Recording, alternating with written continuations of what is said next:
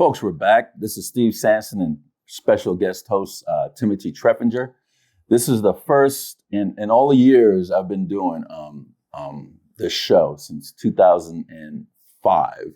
This is the first time we're doing a show on a Sunday. Just for you. Thanks, man. Yeah. Feel very, very proud. Thank you. Our guest is Jesse Law, who's the Clark County Republican chairman that's seeking re-election. But before we get to Mr. Law, Tim, do you have any rants? No rants. Nothing? Just the same rants. Nothing? Too much crime, not enough being done about it. Okay. All right. Jesse, you've been on this show. I don't know. This is your third time or more? Third, maybe four, because maybe years ago. Yeah, years ago. Yeah. Tell us a little bit about yourself. Well, I'm the chairman of Clark County Republican Party. Proud of this organization. I do love our volunteers. And father of three. Been here in Vegas since, I don't know if this is directional, I'm getting all the feedback. Been here in Vegas since, 1983 was when I first moved here. And then I moved away to the Midwest, graduate high school, came back in 2005. My youngest boy, 11, he and I have a great time. We do all kinds of outdoor stuff. And then, of course, professionally speaking, I started in politics in 2007 as a volunteer, running into guys like Steve. I had no idea what was going on. Yeah, we've known each other, a little over a decade now? Well, it's 16 years. Yeah. I think we really got to know each other probably after 2010 because we were all really in it at that time, But in that, you start as a volunteer and eventually you try to figure out that you can get paid for it and like win. And, I did. Look, the curiosity, all of that's there. Like I want to know how to solve that problem. But it was always because I had, idealism. And I think it's best boiled down to bringing officials and the base closer together. And I mean it by accountability. Like Nevada's probably the best, worst example.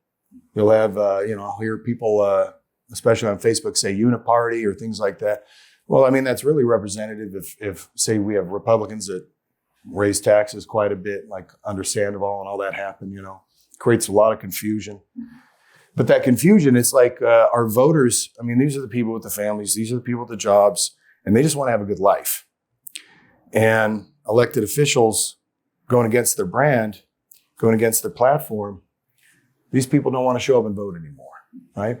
And then our society can get worse. And we saw that under the one-party rule, Democrats, we had that, CISLAC, County Commission, I don't have to tell Tim. Anyway, all of that has always been my motivation, is to bring our base closer to our elected officials. And for a while there, I thought, maybe I'd be a guy who'd want to go and lead or run for office or something. I never closed the door on anything like that. You never ran for an elected position, have you? I ran against Sean Porter. Oh, you did run against Porter? Yeah, back in... for Congress? For Congress, 2008, CD3. I had no business really doing it I was that with way. Stephanie Phillips in John Porter's office in D.C. about a couple months ago. Yeah, I saw him in D.C. I said, well, I never went negative on you. I hope you can appreciate that, and I was just a little voice. But the point is, I'm never closing a door on wanting to ever do something like that, but it is not reality for me to even pursue it. I can't even imagine doing it. I tend to try to be a person who prays about stuff like that. And I'm really hard-headed. Sometimes I have to be pushed into stuff, pushed into having that kind of a decision. And I'm not there, but I have a lot of empathy for what our voters and my neighbors basically are going through. And all of that under a lack of accountability. It's a loss of our country. I'm not going to try to do the over appeal to a man who has served, okay? But there are people who have served and they've lost their lives. And then, all of our wonderful memories about what America is. And it's turning into a nightmare under the Biden administration. It's not recognizable. We saw President Trump yesterday and he's like, 24 election, I'd say it's the most important. We tend to do that as it escalates. But he goes, think about 24 without a Republican win. He's like, will there be a country? I think that's a valid point. And by the way, that little bit about me, that's what motivates me. Okay. Why did you run for a county chair the first time? What inspired you? What motivated you? Why did you want to do it? There was a lack of justice going on, actually. was a guy named Matt Anthony, actually. Matt Anthony, he was supporting you back then? Well, actually, this is what I saw. I had just come out of a White House experience and then a Trump campaign experience, on top of the world. I saw in our party, the whole party had shut down under COVID. Then they wouldn't have meetings. Then they wouldn't let people in. And it was hundreds of people, normal people, folks out of like Mesquite that are now really, friends because, I helped them. But so you ran because they wouldn't let people into the party? Yeah, well, kind of. So Matt and a guy named Rudy, they were going to run. And the leadership of the party at the time, they actually held a press conference saying that these are racist terrorists. Press conference against our own party. And they named a few, and then they said hundreds of others. So now it's all of the people trying to join. And they canceled the meeting for that. Now, in canceling the meeting and not rescheduling it, it prevented everyone from joining in time for a July meeting. I don't know what that looks like to you, but it looked like to me that they were stacking it. And that they could do it. I said, well, there's no one who's going to have shoulders big enough. What do you mean stacking it? What do you mean by that? Stacking the deck. They're not letting anybody join. And this isn't just a few people. This wasn't like... Has the party grown since you've taken over? It has. The election I had maybe had 110 votes. That was a split. There's probably going to be 650 voters at this next meeting. Eligible membership, I can't recite the exact number. It might be 550 or something like that who are members. But then you have people who applied at the last meeting to become members. We've got a ton of activity. But I think our mailing list is 10,000. And I think in that somewhere is maybe 1,200 folks who've ever been a part of the party and since I've been chairman and, just in different ways. So it has, it's gone from what would have been a rock bottom, to where it is now. And actually, if you think it's going to escalate in time for the presidential election, but I brought up Matt Anthony for a reason. He was slandered. He was called a terrible thing in the news by these people. I mean, basically his life wrecked. And I knew that no one could take it on. And I helped do a lawsuit to benefit him. Now he backed out of it with all of the negative publicity. The lawsuit stood with someone named Brittany Sheehan as well.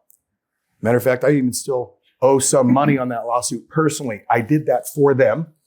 And then we fought like the Dickens during that campaign to make sure we'd open it up for everybody. And when we had that election night in July at that high school, those 500 people, Mesquite, they weren't allowed in. And then they blamed it all on this, Proud Boy thing. Is Matt Anthony supporting you now?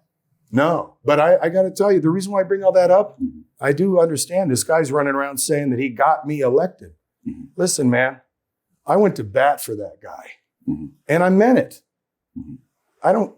He was the one harmed. I really don't need him to even thank me for it then or now. It wasn't that. I was just trying to actually institute some justice. You said, why'd you run for chair? There was a lack of justice. Okay. I know that. Is there justice now? 100%. We follow all the rules. And the reason why I say that is because I got reports that at that Trump rally yesterday, none of your opponents were allowed in. Yeah. Jill Douglas wasn't allowed in. Johnny Brew wasn't allowed in. Why was that? It's that's the thing that you ran for. Correct. And now it seems like it's a little bit of the same. It does seem like a lot, actually. It does seem like a lot. I've read all the comments. It seems like a lot. I said on another, and I'm going to answer your question directly. Sure. I said on another podcast, it's a terrible thing to view the world through a fear prism.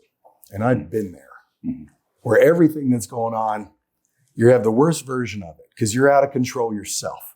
And you think you can assess what's going on from the outside. You think you know.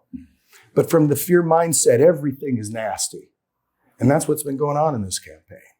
I hate that people have to feel that way or live that way. I've been there and I won't be doing that. Now, what happened yesterday is very unfortunate. We had someone come forward with proof that I can show you, not the camera, that I can show you. And Matt Anthony was one who actually deleted all of his tweets too. We have those, Matt. Sorry. They were threatening protests. And it wasn't just Matt threatening it. It was Jill also organizing protests to the president when he's visiting. And when the campaign found out about this and saw the proof, they didn't want a black eye. That happens. And if anybody really thinks that it's cute to talk about, because of a county chair race, that they want to actually embarrass the president of the United States like Occupy Democrats, do you understand what the media is going to say about it? They're not going to say it's about this. They're going to say they're protesting the president and embarrassing him. But let me just stop you right there. Yeah. I had both of them on the show. Sure. And they're both praising President Trump, both Johnny Brew and Jill Douglas. That's undeniable. I understand that and agree. Why would the Trump campaign, I'm presuming, right, would think that they were hostile if they I entered? can't speak for what the Trump campaign chose to do with it, although I would say it's a mature decision. But where would they get that information from? They had a volunteer come forward that had it all. And it was direct texts, group texts. There were groups of people who were doing this to organize. And the point was, they're not going to have somebody come in and heckle while the president is speaking because of their own party division. See, the media is not going to say, oh, it's some party squabble and they just wanted the attention of the president. They were talking about some actual nasty stuff to the president to say that Jesse Law is a black eye to the president, having black eyes on their face. When that happened, the Trump campaign had to step in and say, well, we don't want that kind of behavior. Did anybody call up Johnny Brew or Jill Douglas to say, hey, if this is true, if you guys want to come, be civil? I have no idea, but it was a last minute thing. I didn't even get any intel on it or anything like that. I just saw the messages and I'm outraged by it. Do you think that causes more division now because of that? Well, who causes the division? Steve? Who? Did the Trump campaign cause the division by people wanting to bring placards and embarrass the president? They didn't cause that division. And look, I don't think Brew would have done it. Except that every tweet from Matt Anthony, he's tagging Brew. Every one of them that says what they're doing. That doesn't make Brew guilty, though. They don't know that. It's last minute. They've got, you've seen operations happen. You've got Donald Trump, you've got his advance team, you've got high ups who can only pay half attention. And they're like, hey, we don't want any black eye. There's, only so much room. And I hate that it happened that way. I got screamed at about it. I'm on the inside and I'm like, I don't have authority on this one. And it sucked. And now everyone's going to run around like they've been victimized without looking in the mirror. And they need to look in the mirror. If they're going to be willing to group text something that they are half serious about, that is that irresponsible, they're disqualifying themselves for chairmanship. You don't do that to a presumptive nominee. I'm going to call him that because of what the polling is. But a front runner. When are they going to do that to DeSantis next? It's irresponsible. Okay. And it's wrong. Tim? If I could jump in on this. Now, we're talking about a couple people who weren't able to get in, but there was a large number of people who couldn't get in due to the size of the facility. Was there a planning issue there? Why such a small event where we had a bunch of elderly people waiting outside who were never going to get in? It seems like the Eventbrite link was up and was taking more people than it can hold. What happened with that part of the situation? Well, I appreciate getting a lot of the credit for putting it together. I did it, and I know you're just asking the question. We were all concerned about it, including our state chairman, including the state staff, and I think I'm going to make a guess here that the campaign got stuck in a concept of the president's going to pop in. I'm just imagining when the staff hears that, oh, pop in, okay, well, it should be intimate or something like that. Tell you what, backstage with the president, he comes in, we greet, we talk about everything going on with the county and what's at stake for next year, and he looks at everyone. He's like, oh, I hate it when there's thousands of people stuck outside, and he's like, this is a small venue. You guys think this is? And Pastor Morales goes, yeah, we need a bigger venue. But Trump always bringing thousands of people. Why would they get a venue that only support hundreds? I can't figure that one out. Thousands. I can only look. Was that orchestrated? Did they want a smaller venue? No, if they would have done that, they should have actually invited a direct list. This was not intended to shut. It wasn't a venue chosen to keep people out. It was an event chosen, and the only word that made sense to me. See, I'm making a guess here. I heard that it was a pop-in, and I'm looking at all the factors. I'm like, well, why the heck would they choose this kind of venue. Because I had one down in Henderson. They couldn't accommodate that time of day on Saturday, but that would have at least doubled the size of it or whatever. And I didn't understand the logic behind it, but I heard the word pop in and I'm like, well, maybe they just justified it, that way. And that's why the president during his remarks was nice enough to talk about, well, we're going to have more events where there's 60,000, 70,000 people here, in Las Vegas, because he was sympathetic to it. And he was impacted. I mean, you could see the look on his face. He was disappointed. He goes, well, what are you going to do? In other words, he would have never, right? And so, if there's some fear that there's like an intention to limit the size of it in order to keep everybody away, that was definitely not a plan in advance. In fact, there were discussions long ago about huge rallies or a media town hall and all kinds of stuff. And I just think that they got to a place, because he said it also in his remarks, that we diverted from where I was going to be somewhere, but I wanted to come over and support Michael and the party because this is a big deal. We're recruiting volunteers. It's intimate. Again, he's backstage saying, and there's volunteers. This is a volunteer rally, and we're like, yeah, it's a volunteer rally. And we have, but there's so many people still outside, and I'm like, in the heat, 100 and something degrees, and I'm hoping that he would want to go out front or whatever. That's what I was hoping, but I didn't think that was reasonable with Secret Service. There was rumors saying that Trump was supposed to endorse you and Jim Marchant. Did any one of you two got endorsed by him yesterday? Not yesterday. I was endorsed by him in March. Oh, so you're already endorsed? I am endorsed. It was a public endorsement? No, it was over dinner. Now, the public one, I can't get in front of what he's going to do. And I thought he was going to. I did. So I'm over there like, I'm kind of like, oh, shoot, man. And I'm, red in the face, frankly. But he is, we discussed it backstage. And then, right. His remarks were, that I'm very important to whatever they're accomplishing for Southern Nevada and all that. There's a relationship in a situation, and I don't want to like say what they're going to do, but I had the conversation, and I'm over here going, you guys said, and I don't know, I just don't know when, and yeah, that bothered me. Yeah, why do you think that he didn't endorse you at that particular? Well, I do know why. It's especially your election is like what, next week? Yeah. Patience, my pet. But I think it's because he doesn't do that kind of thing from the microphone.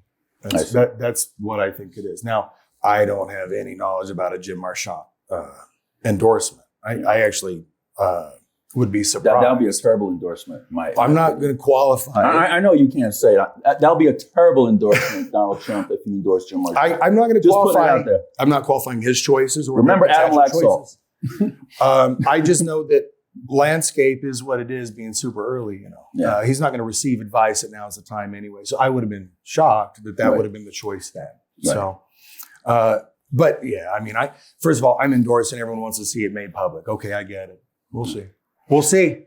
So I wrote down a bunch of questions because I don't normally write questions down, but I feel that this is really, really important, and people are really, really paying attention to this race. So I hope people pay attention to the Senate race too. Mm-hmm. But I wrote down some questions, and you just, I'm just gonna say them, and then you go ahead and correct me if I'm wrong or off base or something like that. Sure. I'm grabbing this. Just a minute. You want this one? No, I'm good. There's a gavel right there too. Okay. It has been reported that the RNC gave $5 million to the state GOP party for 2022. Is that a true statement, or is that not a true statement? Well, I wouldn't be able to qualify. I may use a different word. I don't know. I don't have the report in front of me. I thought it was a little north of that. That it's transfer funds. Yeah. Mm-hmm. Yeah. And so there'd be Republican Governors Association, RNC, National Republican Congressional Committee, National Republican Senatorial Committee. They would all be putting money into the state. There are benefits to this because of the amount of money they can donate, and then the way that the state can spend it is far different than just directly to a candidate. So yeah, it would make sense that would be the amount. And who keeps the books on that? We have professional staff. I think before it was a lady named Chrissy Hasty. Now she handles every qualified, like CPA qualified. Yeah. Okay. Oh yeah. Not only that, when it was Chrissy Hasty, she runs everybody's stuff. It's Lombardo, Hiller, Sandoval, everybody's stuff, because we're talking high stakes. We know there's a lack of justice from D to R. All right. The D's they play fast and loose, and that's a nice way to put it. They scrutinize like you wouldn't believe on the Republican side. So you get the most best qualified. And the structure, as you guys can guess, there's a treasurer in the organization, an assistant treasurer. That's party based. That's the board officer. They do have their fiduciary responsibilities in that, written in bylaws. And what our treasurer, who just recently resigned, he's been there 10 some years or 11 years. He was just, I'm done. Was he done because it was too much, or was he done because he was disgruntled? This man, no, well, 12 years being in a party as an officer, it's hard not to be. I got to tell you, a little bit of both. Maybe? Yeah, sure. I don't know his motivations. I think he was just there too long. That man is a government auditor for the state of Nevada. And so he had, as you can imagine, any kind of licensing that he had as a CPA. And it's not that we needed him to be our treasurer because of that qualification. It was fantastic. We had a treasurer with that qualification. But he would also pass it off to a professional firm for all of the compliance and all of the reporting. So even all bookkeeping was not even done by him, but rather by someone paid. Second to that, I want to make it perfectly clear. Sure.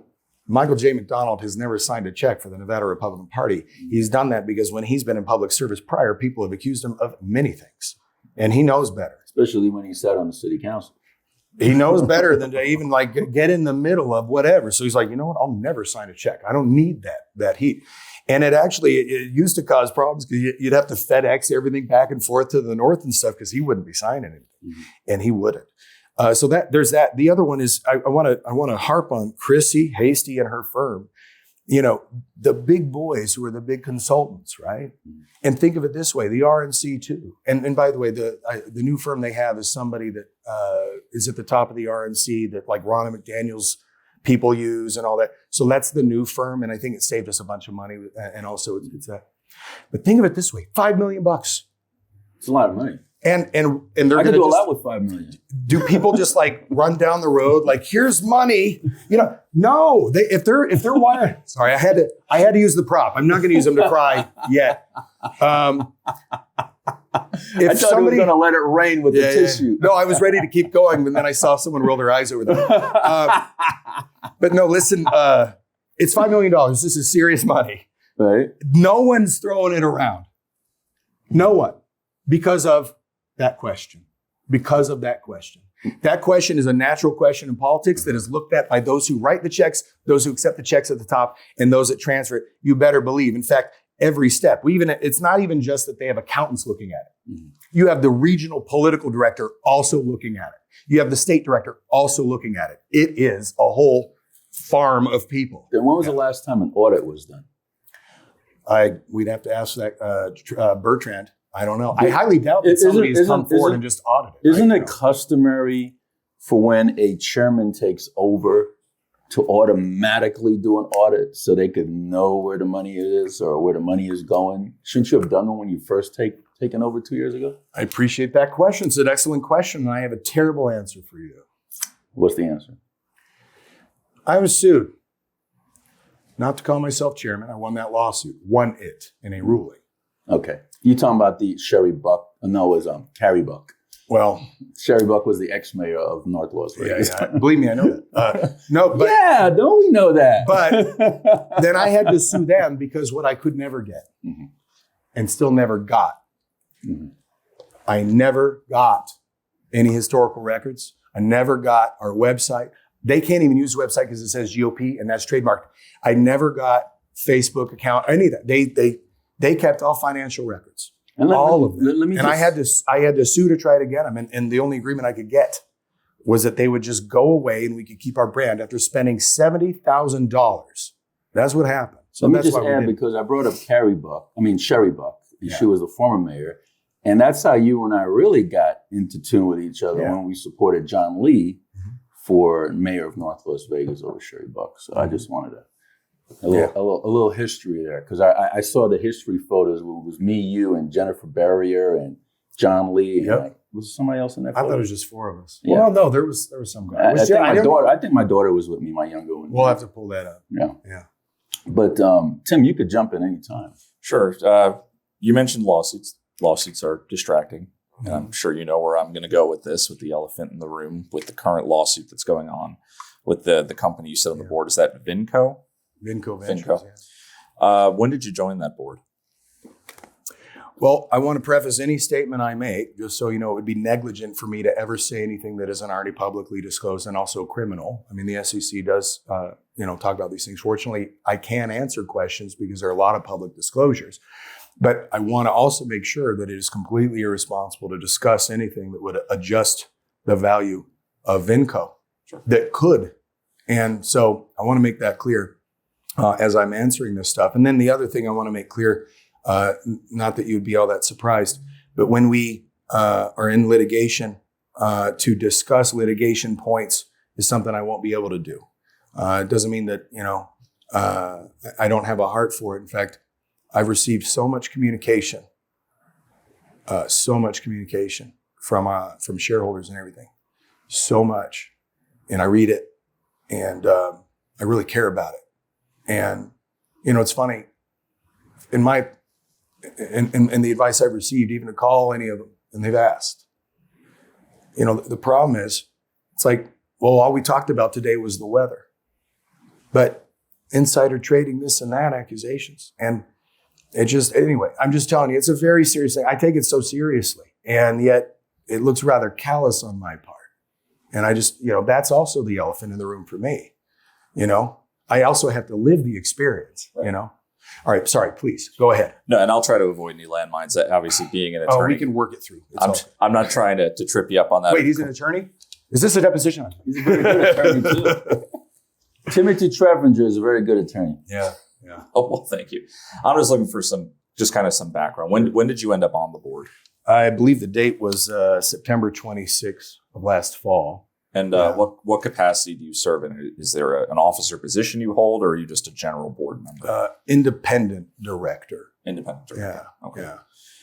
And obviously, I'm not going to go into details about the lawsuit, but obviously, this is hanging over your head, personally, professionally. Doesn't necessarily have to be directly involved with the party, but how do you see this impacting your role within the party, assuming you maintain the chairmanship? Is this going to distract from fundraising? Do you think it's going to bring any shadow on the party of corruption or anything like that? Well, again, I can't control. I said this the other day, but it meant something to me that I could say it. It was a good string of words. It came out right. I can't control how other people view. And I can communicate, I can lead, I can do all those things to hopefully inspire. The only thing I can control is me. And I better know myself, and I better know my values, right? And, what I can do that's within my control is understand what integrity means to me, what dedication to that kind of value set is. And so that part I got. So the auspices of accusations, I can't really speak to. It rings just the same as somebody saying that our party's so divided because of Jesse, but it's those who are actually doing all the accusing and all the dividing. It ain't me. I'm saying, hey, everybody, this is so important that we have to be together. That's my message, and I don't depart from it. And then when others say, yeah, but the party's so divided, maybe he shouldn't be there. Well, stop dividing it, people. And, don't blame the guy you're trying to attack as the divider.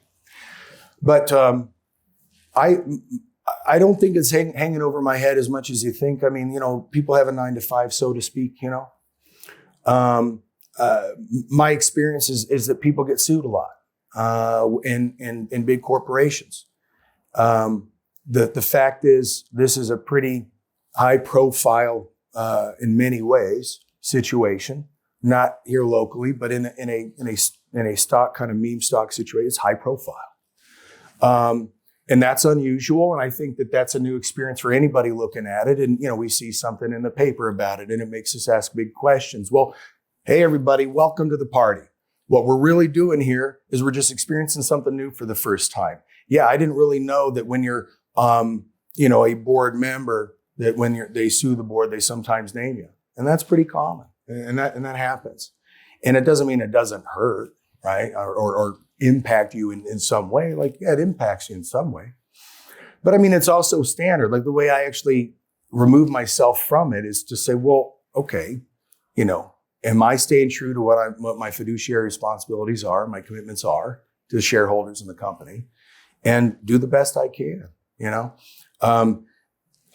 other thing that's missing in this is, just so you know, that first lawsuit was thrown out. I mean, the filings, they were pro se, and they weren't really ringing true, and the hearing was pretty robust, and so the judge didn't have it on that. Now they've rewritten some things, and this is not to say I'm not even sympathetic to anybody who's having any issues. I really am. This is a complicated matter, and so I leave all of that up to the lawyering part and making sure that we're compliant. But I didn't know if I answered your question in total, because you had a couple parts in there. I think you answered most of it. Do you feel like this will be a distraction going forward to you? Do you think it'll impact fundraising or any of your primary duties as chairman if you maintain the position? No, I mean, look, there's a universe within a social media bubble, or within maybe a small bubble of people who divide or whatever it is they're doing, raging against the machine, I guess. If I'm the machine, I don't know. But what impacts fundraising the most is whether or not we're kicking ass as a county party. I think we're kicking ass right now, and I think it's a trajectory to get better. And if it gets better than this, yes. All right. That kind of trajectory is what makes us raise money. If a chairman law, didn't have this going, but had no party organization, I wouldn't be able to raise money. So we're actually talking about, and by the way, I mean, there's a lot of. I have good partnerships across the state, especially and nationally for the fundraising.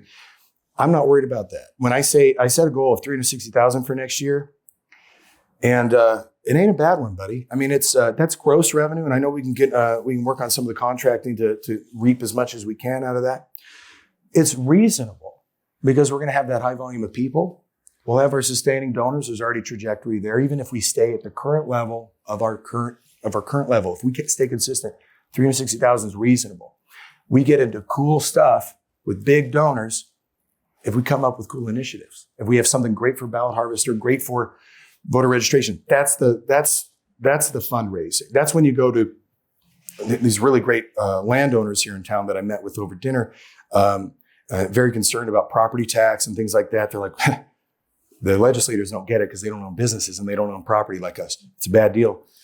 Guys like that are like, well, we don't want to keep your lights on at the party. What cool initiatives do you have? And that's what the big fundraising really is for the party. And by the way, it would be unique. $360,000 raised for a county party is unique. Doing more than that would be unique. But people do want solutions. We're a good vehicle for that. Exactly what's your role is on that VINCO board? Well, what are you supposed to do? Because rumor says that you get $10,000 a month. I want $10,000 a month. You want $10,000 a month. Always. That's a lot of money. So what exactly? What do you do to get $10,000 a month? Well, here's my question: am I a professional man who has professional qualifications, or am I not? A man serves in the White House. You might think he might have some professional qualifications. I could fill in the blanks beyond that too. Mm-hmm. Needless to say, I'm going to have you start buying lunch. By the way, I'm just putting that out there. When have I not bought lunch? Literally the last 2 times. Listen. But no, look, $10,000. I mean, look, I am an independent director. I'm in charge of the compensation committee. It's just a subcommittee. These are things that are found in like the NASDAQ and SEC rules that you are obligated to have from your independent directors. There's an audit committee, right? There's an overseeing the administration committee. Nevertheless, some of these gigs are called country club gigs, and they're good. They're for guys who lived a really great professional life, and then at the end of their career, they can go to the country club because they're on a board and they only meet once a quarter. Okay, this ain't one of those gigs, man. I'm not able to talk about anything that hasn't been publicly disclosed, and I'm not going to make comments that impact the share price. The price dropped since you've been on the board, or is that part of the board's issue? Does the board cause the prices to drop, does the board cause the prices to rise? If the prices was to rise to $1 million a share, what the board says, you know what, because of us, we did it. We made your share goes up. And then when the prices drop, are they going to say, oh, no, we have nothing to do with that? Is it that kind of hypocritical role that the board plays? Or Oh, you mean get the best of both worlds? Yeah. Tell me It ain't about me, and then it's definitely me. then it's me. Yeah, tell me about it. So now it's plummeted. I wish Tim would have told me. It'd have been such a good interview because, first of all, we're really candid right now, and you have me in a vulnerable moment to just keep going. Listen, I'm going to answer your question. Sure. Last summer was a hostile takeover. That's kind of how all this stuff happened. And in that hostile takeover, there was a delisting. This is before I was there. Temporary delisting. We got out of compliance as an organization at that time. And in the delisting, there were a lot of consequences. Operating capital. And I'm being as Sincere as possible. No, as vague and direct. I'm trying to ride that balance. Okay. But I came in at the end of a court case, wherein I was helping to try to find a solution for the cider right. I mean, I actually saw that the efforts were there, prior to me getting into there. I saw the efforts were in the benefit of the company and the shareholders so that everyone wins. I saw it that way. I saw it. And a judge appointed Ross Miller it was technically under receivership law. By the way, who was the judge? Tim Williams. Oh, that's my buddy. He's a good guy. Yeah. But he used receivership law and created a potential new creature, calling him a court-appointed CEO, a co-CEO. It was interesting because, receiver having its certain laws, certain requirements in order to get it. But in this one, that would have sent the company into a bankruptcy in that scenario, in theory, right? Because that's what happens in a court case with a receiver. But at the end of that process, when it's done, here I am bright-eyed and bushy-tailed. Well, they just had a hostile takeover with some board members and the court case victory, they settled, right? The guys left. And they needed somebody there. And I was, I met all of the requirements for independence as according to the SEC and according to advice from counsel. That's very important because people on Twitter actually, they're concerned about that. And then they ask a lot of questions about it. And I can tell you that we had to ask those same questions in advance in order to meet the independence threshold. And we had to work with counsel on it. And that's how that works everywhere you go. But anyway, so I'm on that board and, we have the court-appointed CEO. There was a lot of stagnation in my view at that time. We actually, as a board, had unanimously voted to separate the court-appointed CEO on December the 12th due to what we did. We've not said anything. I'm not going to say anything, but we had reasons. And there is litigation over this right now.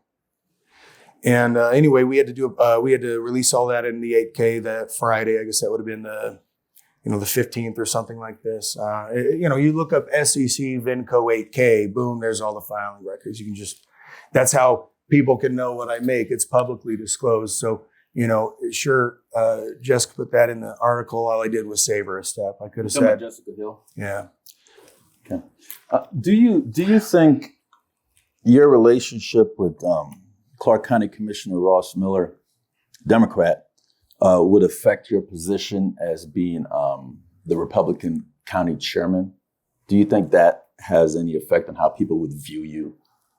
I hope so. Let me tell you why. Would it be in a positive light or a negative light? Oh, if you're a Democrat, it's negative. And if you're a Republican, it's positive. Explain, because a lot of Republicans are saying the opposite. Yeah, I can imagine. Yeah. I get onto a board, by the way, he fought like mad to prevent me from getting appointed. Oh, he did? 100%. Are you kidding? That's the funny part about this. Like, who are we kidding here, guys? This is your opportunity to explain. Okay, counselor. But counselor right there. Okay, counselor and instigator. Listen,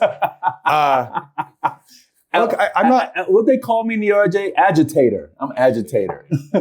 Okay, I can get done with that. Yeah, absolutely. He didn't want me to be on that board. And absolutely, it was a tough time being on a board with a man like that. Okay. That's why the separation happened. And there's litigation on that matter.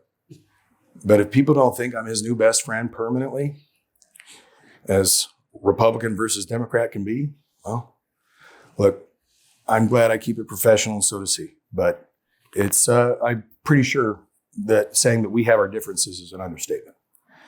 So does it impact me as chairman? Sure it does. It makes me more committed to fighting Democrats, fighting Democrat corruption, that kind of Do thing. you put that out there? Let people know? No, this is it's a job. It's a company.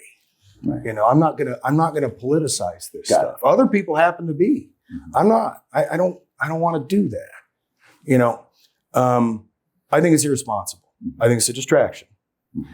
So maybe it's fun on the blogosphere, and we can do a cool podcast. But no, this ain't. But anyway, yeah. And you'd ask something. We never got to the final conclusion on. Do I get it both ways? Mm-hmm. Do I, as a board member, do I get the credit and none of the blame? Mm-hmm. When I'm telling you, we come in after a court case and we have a stagnation period and we have our highs and lows like that, to think that this was sunshine and rainbows in terms of, I could go play golf or something. Well, first of all, I haven't once. What the job really looks like is very regular without also being hands-on, because I am not management, right? It's an independent director. I'm not in on that. But you vote on stuff, right? Being on that board. Yeah, that's how that works. And then the whole point is, if you look at what a fiduciary duty would be, it's in the best interest of the company and the shareholders, always remaining within the compliance of SEC regulations, regulatory laws. Mm-hmm. And then also, what are the great opportunities for us to actually save this thing? The stock price has had a trajectory consistent since before I got on. Mm-hmm. And its destination has to be left up to those who are the experts, and I'm unable to talk about. Okay. But every move made has been in the best interest, and that's why it's so tough to receive the communication. I can't even talk, can't even tell them how much I actually do care, how much I actually do work on it, how much I actually read their stuff, and how disappointed I am for them. What's your relationship with Ted Farnsworth? Again, I don't want to talk about anything that negatively impacts the share price. I can tell you that Ted is a known fixture in that company. He's called a founder. That's public. He's a great idea guy from my experience with coming forward with some stuff that could pull different things together, and that was always the trajectory. And I'd have to point you at what are our public releases on what the technologies are, or what the assets are, or what the future acquisitions are. And that would be, a lot of the Ted, based on my observation, trying to do what's in the best interest of his company. So, I can't comment on any of the other stuff going on with him, sometimes, I don't even want to say anything about that. I just know, in my time there, I've worked really hard. It hasn't been easy. I've received many death threats, more seriously than I've ever had. You got a vest? No. Oh, I just sold. I had 3 vests. I think I gave one to litigant Michael McDonald. No. I gave one to Frank Switzer. I don't know that it really rises to that. It's just people who are fearful, and then everybody's talking to each other. But that's happened. I want to go back to money, because apparently money makes the world go round, is what they say, right? Do you guys strike that? Does the Clark County Republican Party give help candidates monetarily? Mm-hmm. Do they? And if so, what candidates have the Clark County Republican Party helped in the last election monetarily? The only time I've ever seen anybody really help monetarily from the party was in 2014. Uh-huh. That's a long time ago. A long time ago. if somebody wrote a check here and there, it would be very inconsistent. How come the party's not giving money to the candidates? Typically, that they make give it out the everything general? to the candidates, just not in the form of a checkie, Okay. right? What did So- they give them? Who is you answer that by answering who is the Clark County Republican Party. Clark County Republican Party is the largest and most diverse conservative group in the whole state. True.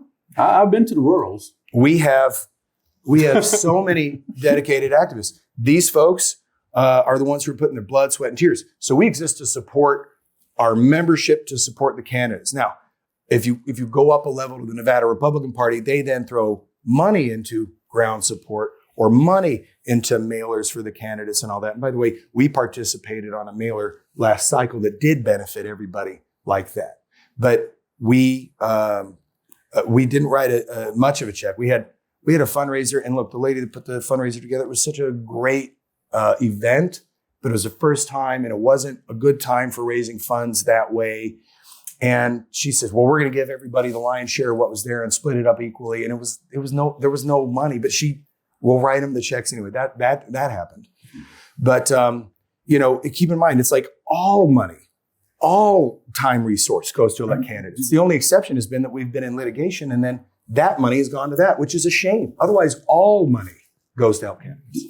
Did the county party in the last election help Patsy Brown, who was the Republican candidate in the general election for public administrator?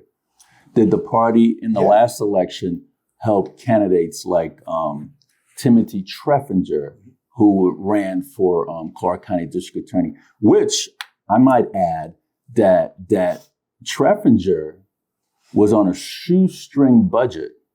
Okay, no name recognition, was the only brave soul in the Republican Party to stand up to the likes of Steve Wilson, and got more votes than judges on the bench today.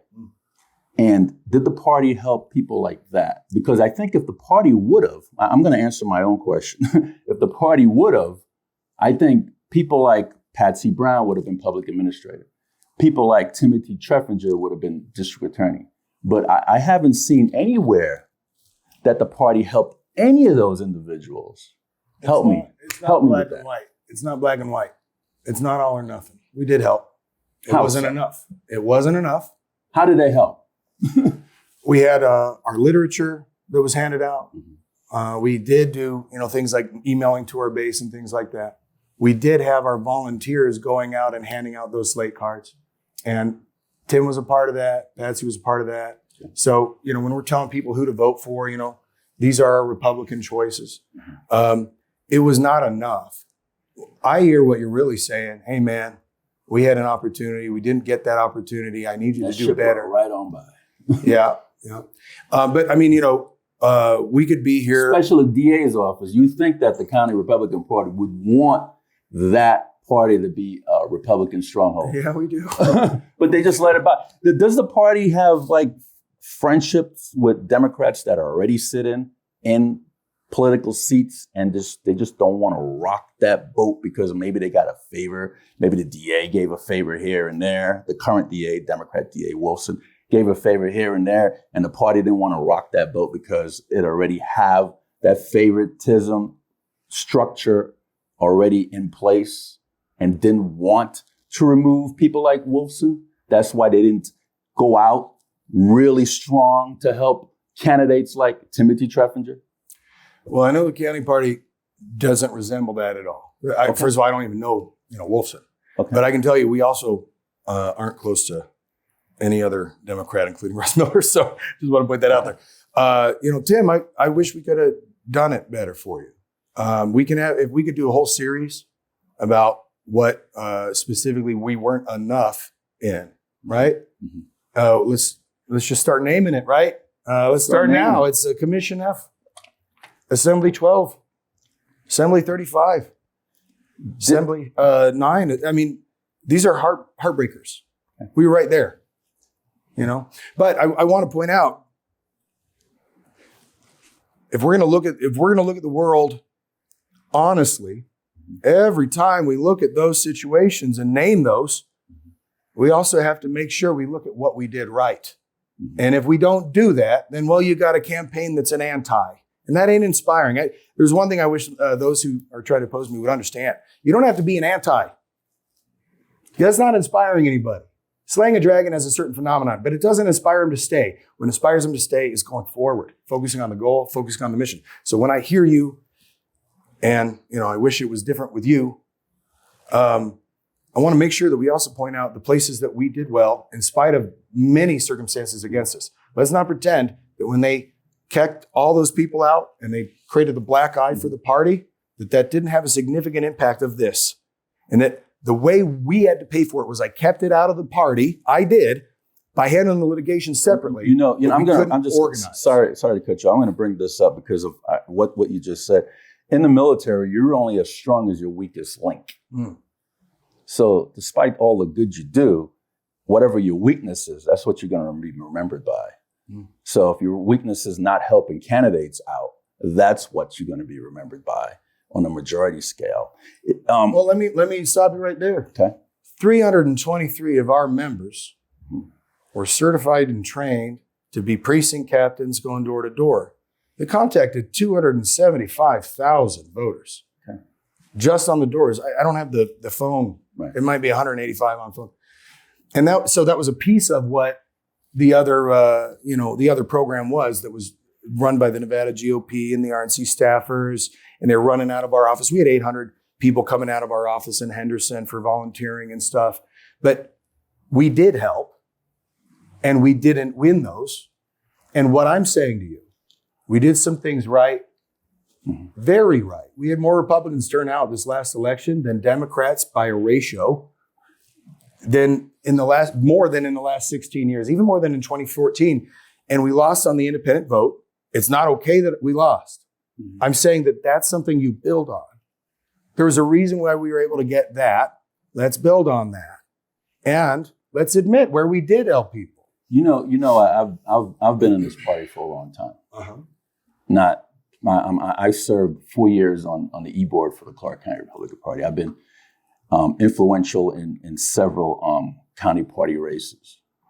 And I could go back to Brian Scroggins and John Hambrecht and Bernie Zagorowski, who were all party chairmen. And they've given checks to candidates. Why isn't that same cycle keep going? Why now? When did they stop giving checks to candidates who better know their campaign? Candidates will better know where to spend that money because it's their campaign. How come they're not giving money to candidates? And why am I hearing? How much did those guys give? And tell me, $500, $1,000, $10,000. What is the right number? If we're talking that the party got $5 million, how come none of the candidates actually got a check from the party? And why am I hearing that the party gave money to the Libertarian Party? Is that a true statement, by the way? Because I was like flabbergasted when I heard that the county party gave money to the Libertarian Party. We didn't get no $5 million, bro. That's the Nevada GOP. Does the GOP give money to the party? The Nevada GOP giving them to candidates, you're going to have to work that out with them. But I understand. Does the county party say, hey, give me some of that money for my candidates here in Clark County? Nope. Why not? We've spent it on the other things, like I said. We were spending it on actually supporting our volunteers. And to your point, we can choose to do that. Mm-hmm. I don't know why it stopped. I want you to come up with the magic number that we're supposed to give so that you're not rattling this off in 2 years. Because in my estimation, it might have been $500 at a time, here and there. And that's cool. No, but be real with me for 1 minute. Exactly correct. That's why you don't do it. But be real with me for a moment here, Steve. Please indulge me. I honestly don't know how to even talk about this without sounding like a victimhood mentality. Mm-hmm. Therefore, I hate it. Mm-hmm. $70,000 of lawsuit fees. Mm-hmm. You know how much more we could have done with that money? Mm-hmm. Did you know I would have had Isn't that a separate donation to get money for legal fees? Isn't that a separate donation? It comes out from who? The one kitty, that's where it comes out from? No, we're scrappy. Okay. We do our best. Could you imagine if I had that kind of money, not in legal fees? And then we could have had the decision. Oh no, we've got Commission F candidate. He's close. Let's write him $1,000. He needs it. I had to deal with that reality, and I ain't whining about it. In fact, I've held my head high. And I don't even appreciate it. Not you. It's fine. I appreciate you. I don't appreciate Yeah. I don't appreciate people coming at it like, oh, that's an excuse. No, it's a reality. I had to face a reality down. I did it with dignity. And I did it leading our membership. And actually, we got across the finish line with a governor. That's true. So I'm a man about that. I have to tell you, and the only way that could have ever happened, you'd had to have crossover votes from the D's, and you'd have to have independent voters, and you'll have to have libertarian voters who actually that's where voted the for that governor. libertarian money went. I'm just kidding. I have now made a huge joke. And it also went to other states too. Well, we can talk about that one. That one's easy. The other state one I have no facts about, but due to and I said it the other day on another show, there's federal funding, FEC regulated. There's state funding, Secretary of State regulated. Nevada has such a boon on state funds that a party could raise $1 billion from one person, and you can't spend it on anything that impacts a federal race. But there are limits on federal money. And so sometimes there's trades. And sometimes, due to that, money will be spent elsewhere that was transferred here simply because of that. I don't have any knowledge about people, spending in other directions. But that is actually a good thing, Steve. If the RNC sent money to the state of Nevada to send out mail, that would be because they trust the state of Nevada. So the question is, can we trust that they were sent money? Well, gee, if the RNC sent them extra money to also send elsewhere, it's because they've got a machine, it performs, it's a predictable product. That's responsible. We want that. Okay. But I want to close this loop on this libertarian thing. Yeah, please. Can we? Okay, I honestly, in my memories, I think that this was said to me back in 2021 as an accusation against Michael. And I'm like, what? I'm like, Don King donates? Yeah, he'll donate when it's time for a write-off, I'm sure, but I know rich people. They don't like writing checks to candidates or parties. They just don't. That's a hard thing to do. So he's going to have a fundraiser. All right, I'm all here. We're going to bring all our friends. How's this political money best used? From Don King? And then I suddenly come in and say, well, I'll tell you, since I'm a small L libertarian infiltrator, it's going to go to the Libertarian Party. Where's money trail? That money's regulated too. What Libertarian Party money? What fundraiser? Here's my issue, and I'm serious about this. We're giving avenues and platforms to mental illness. Okay? That's a good venue. If somebody wants to throw out something like that and keep saying things, I can't speak for those motivations, but it is crazy. Mm-hmm. That's mental illness stuff. Mm-hmm. I have no idea what that's even about. Mm-hmm. And it's more than laughable. Mm-hmm. There was another one that somehow this purchase of a National Enquirer on Vinco was going to somehow be a deal against Donald Trump. It's mental illness. I denied that the other day on the Dems podcast. They're like, he denied that they were going to buy the National Enquirer. It's in our 8Ks. What do you mean I'm denying stuff? Mm-hmm. It's in our reports. We do press releases. I'm not denying anything other than crazy town mental illness. Mm-hmm. And here's the thing. Typically, you run for office or whatever, you don't dignify weird stuff. You don't go down into the mud. I also happen to be an open book. I like the truth. So I'm cool doing this. And actually, I would ask anybody watching this ain't what I'm doing for the Republican Party.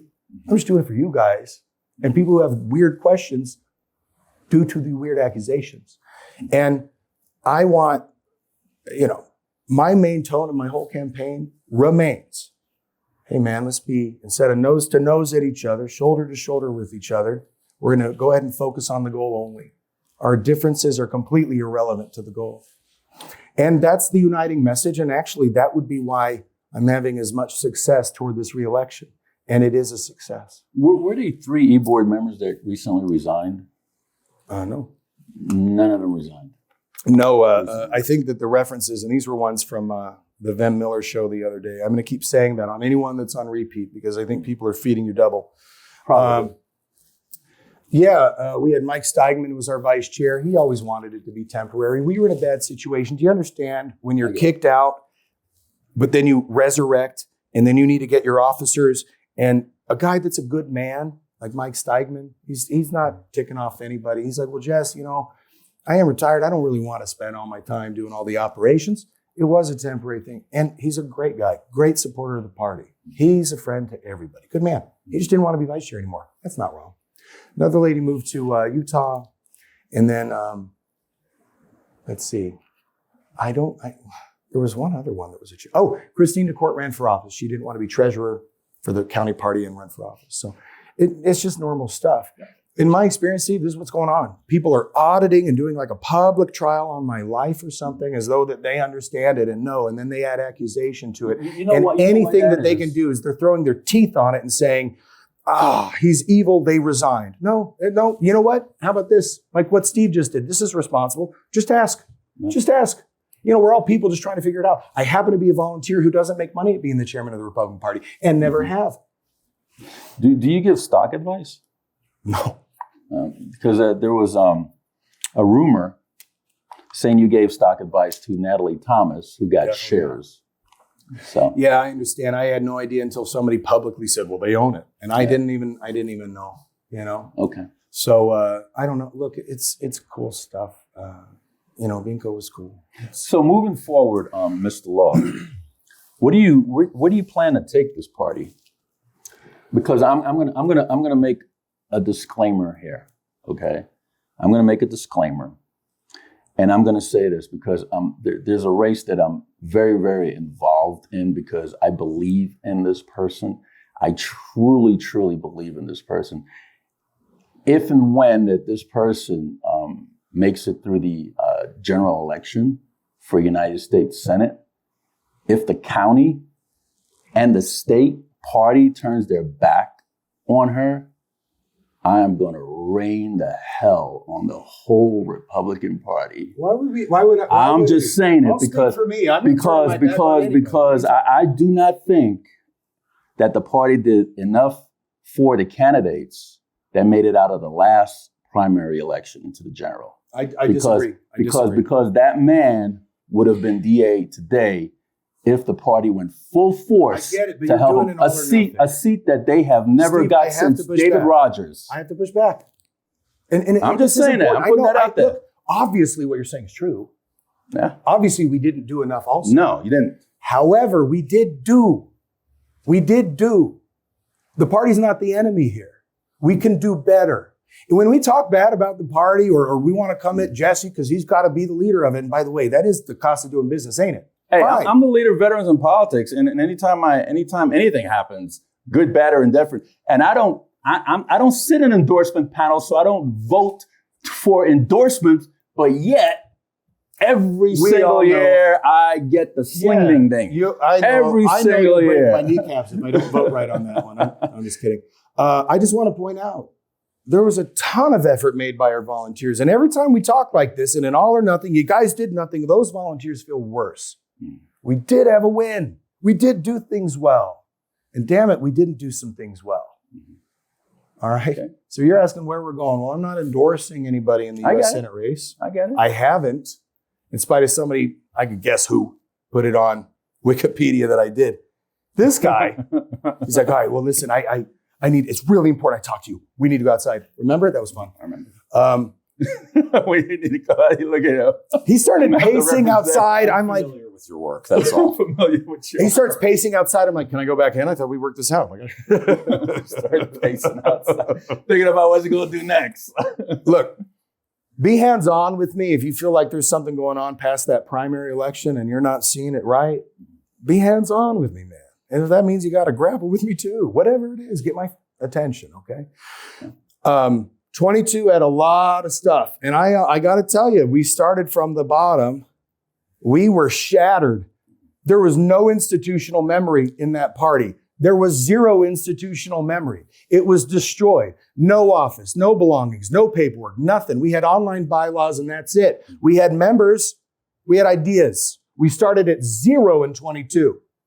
We got together. We became a united force. We had a lot of meetings, all of them united until, it's election time for chairman. And suddenly we're divided. A shame on those willing to divide in time for an election. A shame on them. What do you think that these people want to run against you? I'm on a rant. Hold on. My point is saying that we started at 0 and then we get to a place where we're building and we get everybody to have that confidence and belief in one another, which did happen. Rocky, mind you.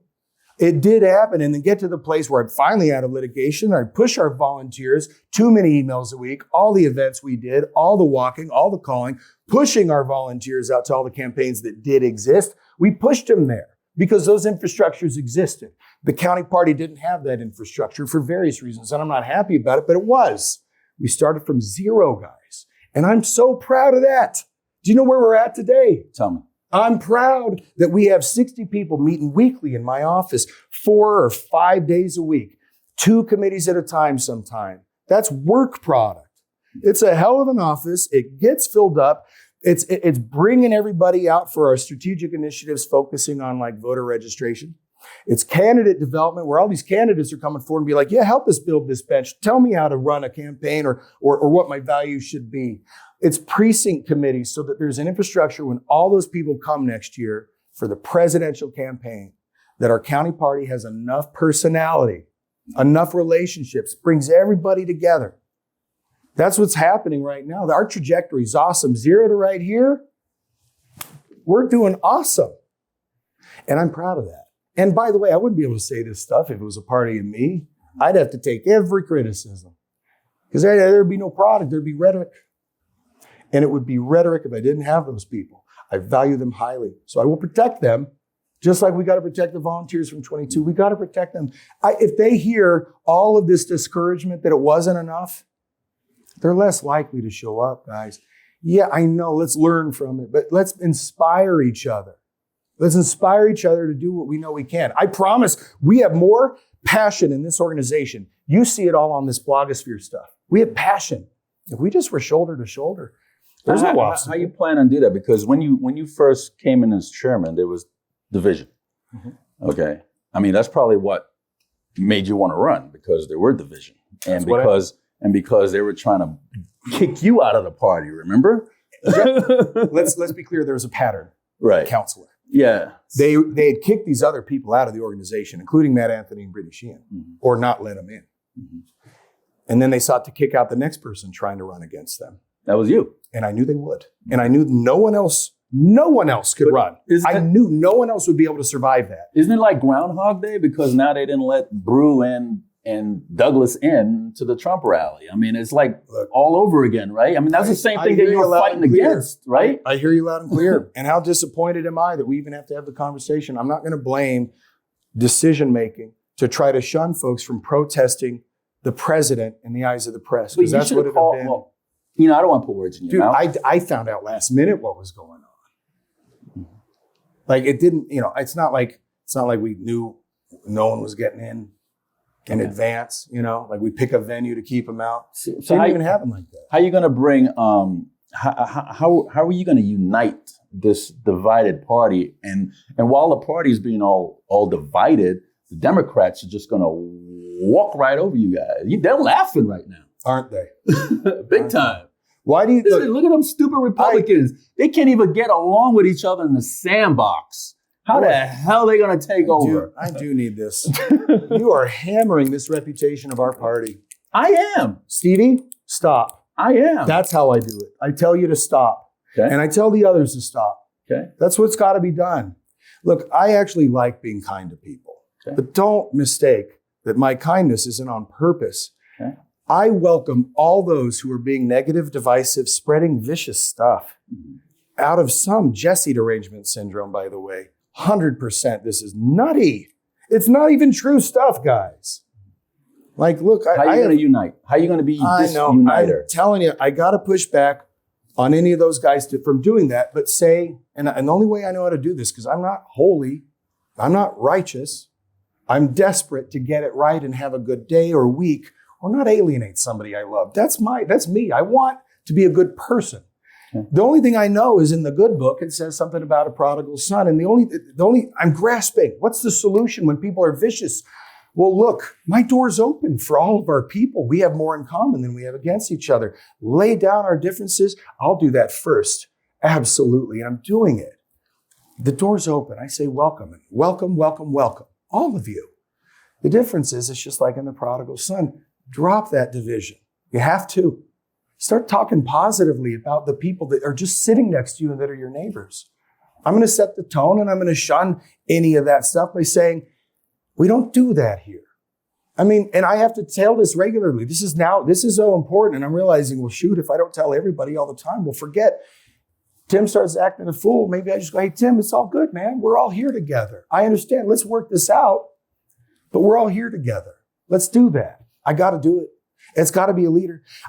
Unity is the most, boring concept. I've heard it for years. We got to be united. It makes me throw up a little bit in my mouth at the concept. And then all of a sudden I have to go, no. Oh my gosh, we better do it. Mm-hmm. Oh my gosh, we better do it. That's what's missing. That's what's missing. Mm-hmm. That's what's missing. The realization that we are the most powerful grassroots force. We are the most dedicated and passionate. Mm-hmm. That realization hit me. And I go, oh, wow. Well, shoulder to shoulder, one goal, trained up with purpose, excited about it. Now we get people wanting to come to the table. Now we get people who come off the couch for the first time, not those who are I'll call them repeat offenders, who used to be at the party and may not want to come back. But people from the first time aren't going to come in and wonder how strange this is. My own siblings were cursed at. They sat down and a lady behind them cursing about me speaking in the church. He's such a piece of this and that. He said over and over. And my sister's Polish and recently Republican as a result. And she goes, I don't know what this woman, and anyway, guys. She watching now? I don't know. She might. If I tell her I did an impression of her, she might. My point is, that's what we all can do for each other. We can say, hey, it's okay. We're here for each other. We don't have to do that anymore. Okay. Why does the party rally around recycled candidates that lose their races? They lose assembly. They lose Secretary of State. I hear you. They lose Congress. And they ran in 18. They ran in 20. They ran in 22. And they lose. But they got the name out there. But that doesn't make them a good candidate, right? There can only be one of us grandstanding at a time. And I just, I get jealous sometimes. Is the party rally around losers?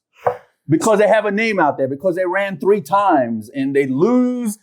They even lose their own. I'm sitting still because I'm trying to speak. So I'm just, what? Oh, okay. Why do they rally around these recycled candidates, these carpetbaggers, and these candidates that don't show up to a goddamn Republican event unless they want your vote?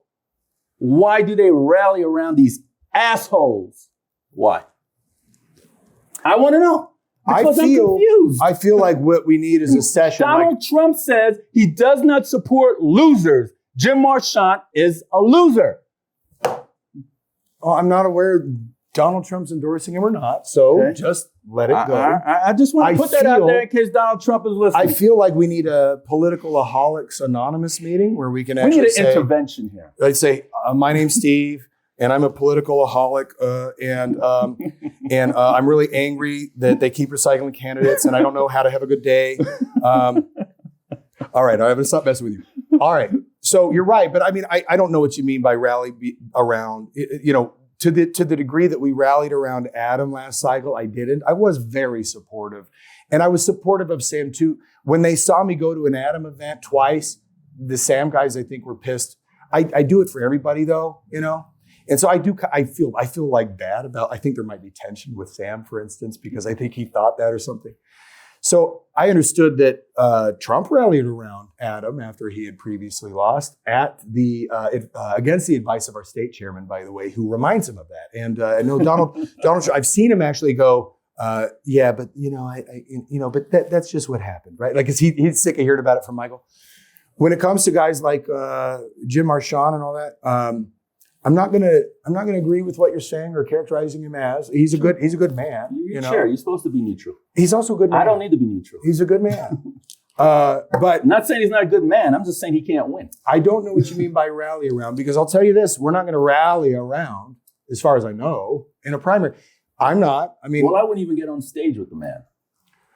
I got on stage and then everyone thought I endorsed him. Yeah. No, but I get on stage with everybody if I get invited, right? Now, I mean, it cost me something, right? Because it got you thinking, sorry, mother, like, what are what are you doing? Wouldn't you think the same if you were me? Yeah. Yeah, absolutely. Yeah, and you know what? Here's the dumb part. I'm going to admit something I did that was dumb. Sure. I got a call. Hey, we're having a rally, and the political guest is there. What's his name? Dick, the special guest. I want to say Dick Army, but I don't think. I know who you're talking about. Okay. Anyway, so a special guest. We just want you to sing, and I just didn't ask questions. That's my mistake. I should have. Well, what is this event? So then I find out that it's actually an announcement for his Senate race. I would have left because I was busy. You're chairman. You shouldn't be doing that. Listen.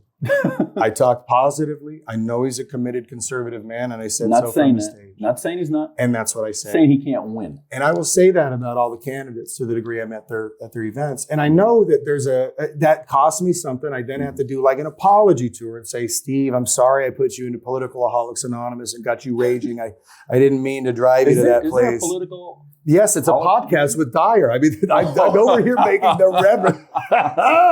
And by the way, they didn't even dare me to do that. It's going to be hilarious. You'll see. Well, actually, it's funny. The Politicaholics Anonymous, I don't think I'm a member. Is that the pod? Is that what they call it, pod? You have to want to quit politics. Is that what they call it, pod? Political Alcoholics Anonymous? Yeah, Political Alcoholics Anonymous. See, I learned something today, Tim.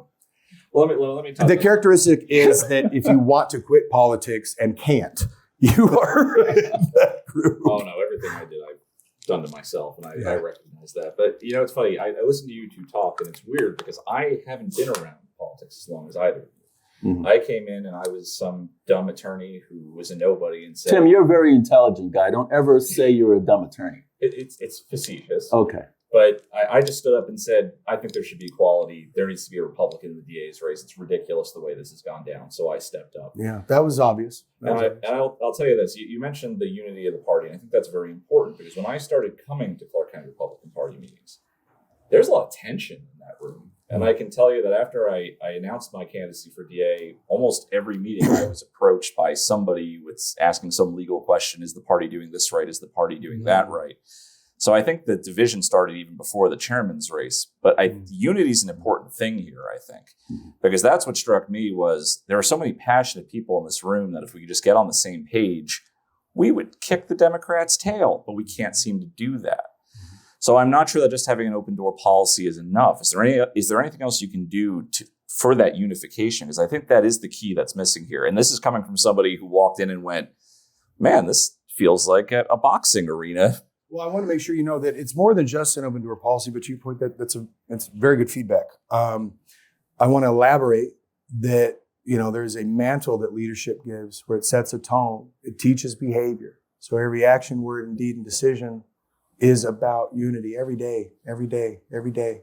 It's got to be that every day. And in my humanness, heaven help me, I can get it right. But I will tell you this, there is a contrast going on right now in this race. I mean, it's clear as day to me. I'm focused on what we can do to win.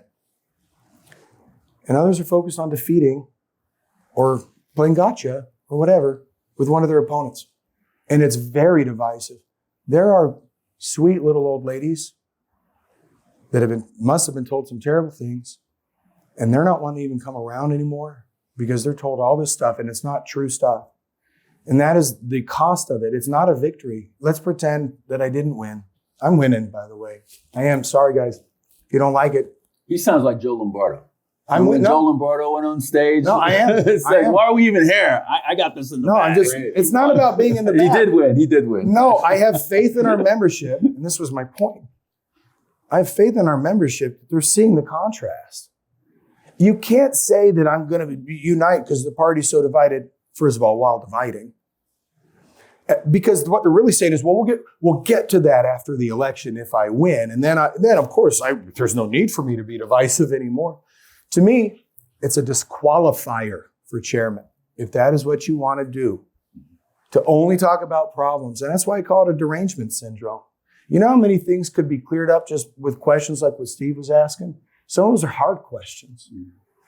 If you have an agenda behind your question, maybe you don't want the answer. Maybe that's why you don't I ask. want the answer. You do, but if the agenda exists to play gotcha, and it's much more valuable to spook little old ladies into slaying the dragon, well, now we know the character of the people who are doing that. It's not honest. It's taking advantage of people. I consider it dishonest. Dishonesty takes advantage of others. And that's why it's such a big deal in the eyes of God. And our members have been taken advantage of. So tangent. I am the uniting guide day after day and going forward, always focusing on that as an example. In other words, leading by example, making sure that I'm telling everyone to take each other by the shoulder and say, it's all good. Let's do this together, and just reorient. Because I like to tell my son, he's in college and he's out in the world for the first time. Pay attention to how something makes you feel. It'll give you a good guide on whether or not you want to be around that. And in our party organization, when there's nastiness, I'm going to be asking my members, pay attention to how language makes you feel, and then reorient it. Let's just redirect. And this is a very tough problem. It's been going on a very long time. A goal for me is that when we hit the conventions next February, or March, I guess, and we have thousands of folks coming in, we've got a good product, we've got all these new members, they're really focused and hyped up for presidential year and all the candidates, and it's Republican, this and that, and what we have in our party. We have a net to catch them, train them, events to go to, and that's what we focus on. So that's what we have in the room. That's the goal. And I need everybody to do it. I need Jill Douglas. I've told her. I'll do it at the debate again. It'll be the second. I did it at the previous debate. I need these paddleboard Republican women, and many of which were already my friends. There's no, so I don't know what it looks like at this point. I don't know what these rumors have done. I don't know. But anyway, sorry, that's how it is. In practice, I have to be united. And so to your point, you brought up Saturday or yesterday with the Trump rally, having people out. Mm-hmm. Yeah, it's tragic. Mm-hmm. Also, they're faced with a rough decision. This isn't a joke. There are graphics about it too, graphics about what they want to do. Tons of tweets. The tweet was, we're going to do anything it takes to prevent Jesse Law from getting endorsed. Well, I don't know when that one was sent. I just saw like an example of it later. But there were a whole lot of those tweets and then a bunch of private messages. And those private messages found their way to the Trump campaign. And they said, well, what's this? How can we prevent this? What do we do? Because we're not having this happen. It's a big deal. And it's not a funny joke to give a presidential campaign that kind of pause. Mm-hmm. It could have just been a love fest yesterday. They didn't have to try to make it about them, Anyway. Tim? That's all I got, Steve. Is that all you got? That's all I got. Well, I got a little bit more. Really? Oh, hell yeah. Is the Republic, strike it. Do the party, when it comes to elections, do they strategize like how the Democrats do? And the reason why I say like how the Democrats do, because, veterans in politics is nonpartisan. So we have Democratic members as well as libertarians, IAPs, and Republicans. You give the libertarians money? And no, we didn't give nobody money. And candidates that are undecided as what party they want to belong to. Do they strategize? For example, I believe in this philosophy that it takes a stronger woman to beat a woman. Okay? It really does. I don't care what anybody want to label me, saying that Sanson is sexist. No, it's not sexist, because I've seen the makeup of Nevada's landscape. I mean, for example, in our district court, we have 58 seats. 43 of them are women. In our Senate seat, in our Supreme Court seat, we have 7 seats. 5 are women. And these are all seats that were dominated by men, okay? They're not anymore. So in our U.S. Senate, we have 2 female U.S. senators, don't we? Okay. So I believe it takes a stronger woman to beat a woman. Now, in this U.S. Senate race that we have coming up in 24, there's only one woman in that race. Not only is she stronger than the incumbent Democratic woman, she's smart. She knows her shit. She knows her word is her bond. She's a conservative Republican. She hasn't lost the race. She's got style and class. Exactly. And she's direct. And she'll come in your face and she'll tell you if she believes that you're wrong or you're right. She's not no keyboard warrior like some of them. No, but she's also really thoughtful before she even does that. She's a good thinker. So why isn't the party embracing a woman like that? Well, I think this is a hard question to answer because, first of all, We all know you can't prevent someone from filing. Exactly, but you can also have a little chit chat with them. Pick up the phone and say, hey, dude, I don't think you lost 3 times, brother. Come on now. I don't know, but let's say that you were attached to another candidate. Let's say a guy that used to be a Green Beret, unless you're always a Green Beret. I don't know the rules. And other guy, has female candidate, Stephanie Phillips. Mm-hmm. And I call you and say, hey, you should get your guy out. Boy, you whip my ass. No. My point being. You know why? Because that Green Beret that you're talking about, and I'm military. Oh, come on. I'm military, and I love our veterans, but veterans in politics don't rubber stamp anybody. No, I know that. I was giving That's for damn sure. I'm giving because you as he's an a Green example. Beret. That's nice, but he's not belong to any political party. Steve, and we're you're talking missing about my Bill point. Conrad. No, you're missing my point. You're missing my point.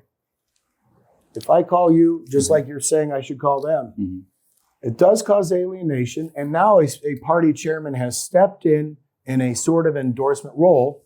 And I want to make sure that we're all clear that causes alienation. And that's tough. So I'm willing to do it. It's strategizing. You're not saying, hey, don't run. You're saying, look here, you probably should run for this seat or that seat. We're really trying to push this race. Well, let me finish my point. That's all you're saying. What I'm saying here is, I just want you to know that right off the bat, you can't stop them. Sure. And when you call them, you piss them off. Probably. That is the hard part about being chair. Mm-hmm. The best thing I can do is try to put people in the room who give a damn about what I think. Mm-hmm. I can tell you, in 22, ain't nobody giving a damn like that in a Senate race. Mm-hmm. That was already pre-baked. A goal. Establishment party. We talked about that, remember? A goal for 24 is to be in a position where people would want to sit together like that. I happen to know those conversations have happened over the years with our state chairman by just putting the candidates together. And he has done it. I don't know how often or how rare. And it's very private stuff because this is the business of the candidates. It's not everybody's business. The candidates got to work out that, on what their agreements can be. But if I came forward and said, well, I'm going to shut off all your donors, and you need to back out, that'd be one thing, but I better be able to shut off the donors. And so, you get a guy that gets a bunch of national money, you can't shut off that guy's donors. You know what I would do? Excuse me. What I would do if I was in your position? Believe me, I wouldn't want to run for this county No, party not after chair. this little bit, huh? I wouldn't want. I've been asked over the years to run for I county bet chair you have. before, but I don't want it. It's not my thing because that'll just make me be loyal to one party and not think about. No, you can my actually other. raise money for libertarians. You can't serve 2 masters, right? You can't serve 2 masters, right?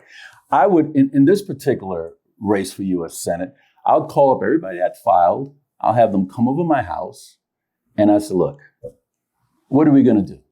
I can't support all of you, okay? And I don't want all of you to fight each other and become separate. But let's strategize. How could we make this work? That's what I would do, and I'll just listen to them. Well, I'm going to take you up on the offer. I think it's an interesting idea. I think we're mature enough. Because we want to win. We just don't want to win. We just don't want to push a candidate through a primary. Well, I get it. We want to have a United States Stevie, senator you sold me. in the Republican Let me Party. agree with you. In the Republican Party representing the state of Nevada. And that would be the first Republican woman, love your women, that would be the first Republican woman to actually be a U.S. Senator for the state of Nevada if and when she wins. That'll make history. I get it. I'm not minimizing it. I agree that it's actually, I think our organization could be at a mature moment in time for the 24 election to have those kind of conversations. I really do. I think that with all the motion that we have, with all of the infrastructure for communications, initiatives we're doing, and precinct work, candidate development, the conversation becomes natural. If you have, I think right now we have 2 or 3 CD3 potential people in the same room right now with candidate development sometimes, at least 2.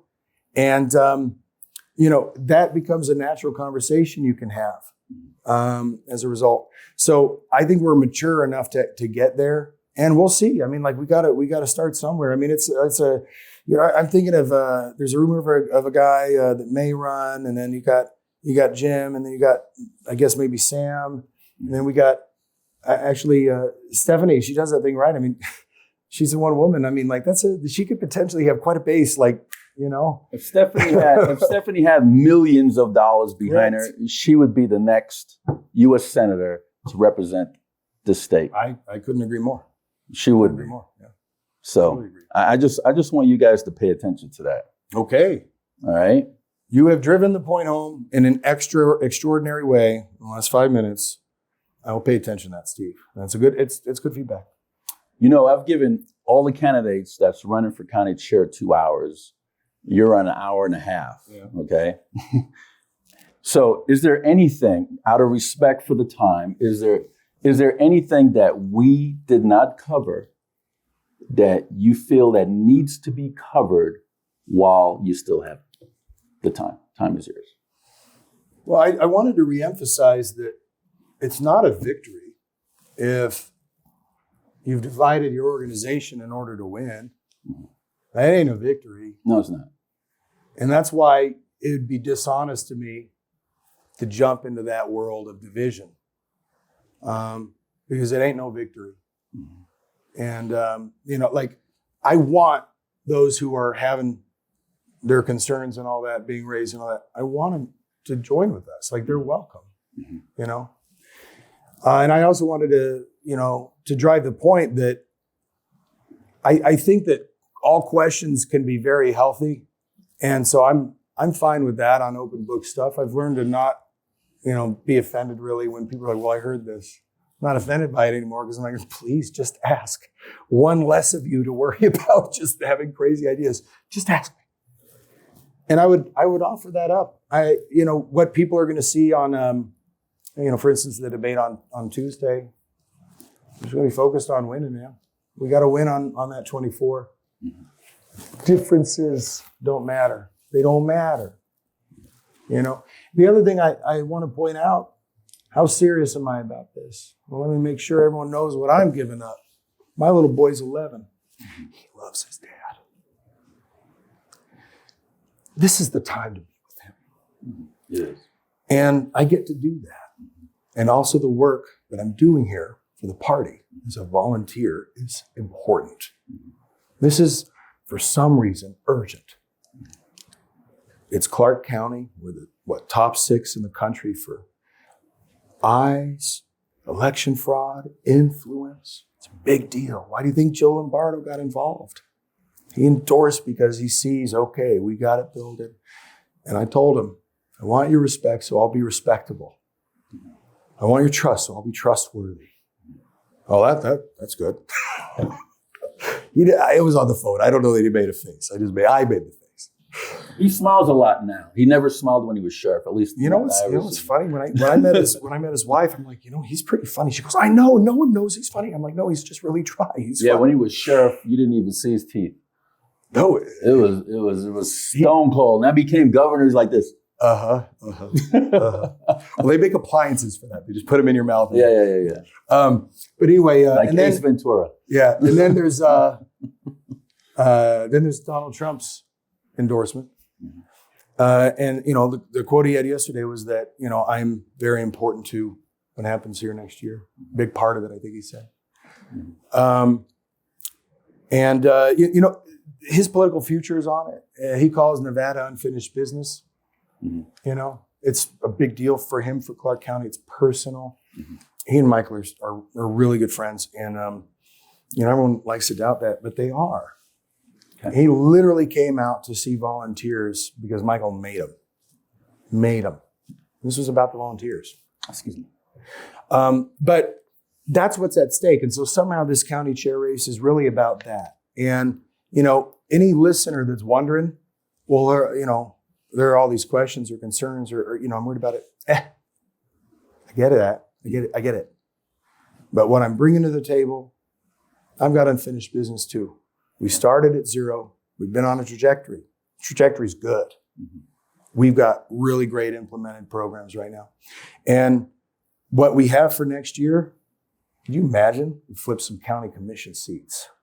Nevada goes for a Republican presidential nominee, a U.S. senator. Mm-hmm.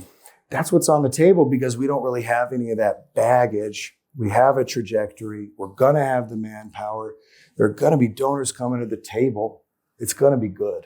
How you plan to grow the party? Because I don't, I believe the party needs a little bit more younger folks. You need a veteran coalition. There's 339 veterans in the state, plus their family and friends, probably in the million, right? You need a veteran coalition. You need to bring minorities in here. Where are all the black folks? Where they at? Black folks, where are you? Where are all the black folks? We had a beautiful. There's a lot of black folks over there that are Republicans. I know. There's B. Taylor. There's Les Williams, and they stay away from the party because they don't feel like they're like included for some reason. I'll have to reach out to B. Taylor. Yeah, I met a beautiful lady yesterday, 80-year-old lady. Used to be in Congress even, moved here just recently. I can't wait to get to know this woman. She's as sweet as pie, nice woman, and a reverend, and a Republican her whole damn life, We do have new members who are African American actually that have started, and there are younger members that have been recently recruited. I also have immigrants coming in. You brought up questions about coalitions. If you give me good ideas and it's a party of one, they're just good ideas. When we created committees based on the feedback from the membership of what went wrong in 22, we came up with our communications and coalitions committee. That is why it exists, is to actually then create the coalition for the veterans and here's why that matters. You recruit from within who you know. It isn't just even about celebrating veterans as much as that is important. You ever thought about putting the billboards out there on Republican Party looking for new members or something like that to attract more membership? I want to walk before I run, but yeah. But in terms of recruitment, there are some things going in our favor right now. With DeSantis and Trump and others and Biden, people are looking for that solution and they're coming to the table. The more rallies or whatever happen, they're going to say, get involved in the local party. By the time we have a county convention, if we have fewer than 2,000 attendees, I'll be shocked. Do we keep all 2,000 attendees? You know that that's not a common thing, but we can. We can. We can because it's going to be about the urgency of it, but we're going to be training. So it's imaginable. I don't want to have it be like, hey, Tim, here's your walk list. I taught you how to use your phone. And bye.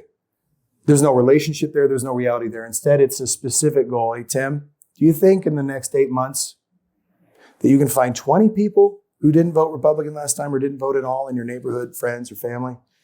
Can you just find 20? Because I want 500 of us to find 20. Clark County Republican Party does work that we specifically measure 10,000 prior voters now voting Republican. That's a margin that would have won us a U.S. Senate race last time. That's at least some of that margin for the president. I mean, if you scale it, it's more. Okay. That's the value of a precinct committee that is actually strategic, where it's not enough that we have a manual and a training every 6 months and show up and go. There's not enough manpower in the world for the paid staff. There's plenty of paid staff who will never get to the plenty of unpaid volunteers.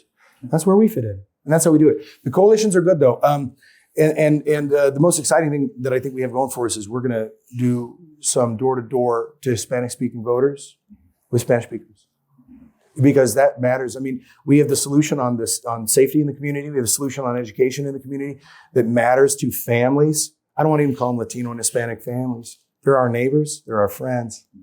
And they get down when you start speaking their language, literally. In fact, one of my board members, our board members, Ed Lycia, he was the national director for data for the RNC. He comes here to do a corporate job with Southern White. And he's the greatest guy, great guy, smart, thoughtful. He like paints in his spare time, rides bikes, does triathlons, doesn't really talk about it. He's just a good guy. Yeah. And, he was raised east side Las Vegas. His dad's first generation immigrant from Mexico. And I'm telling him about this stuff. And he goes, all you got to do is, if you speak their language, you're invited in, and pretty soon you're invited to the quinceañera. And it's just, he's like, we can do that. And the work he did for the RNC was great. I told him the idea, like I'm telling you, hey, can you get 20? And you're like, yeah, I can. He says, when you tell them that, they'll get in their car and forget. Well, we don't want that.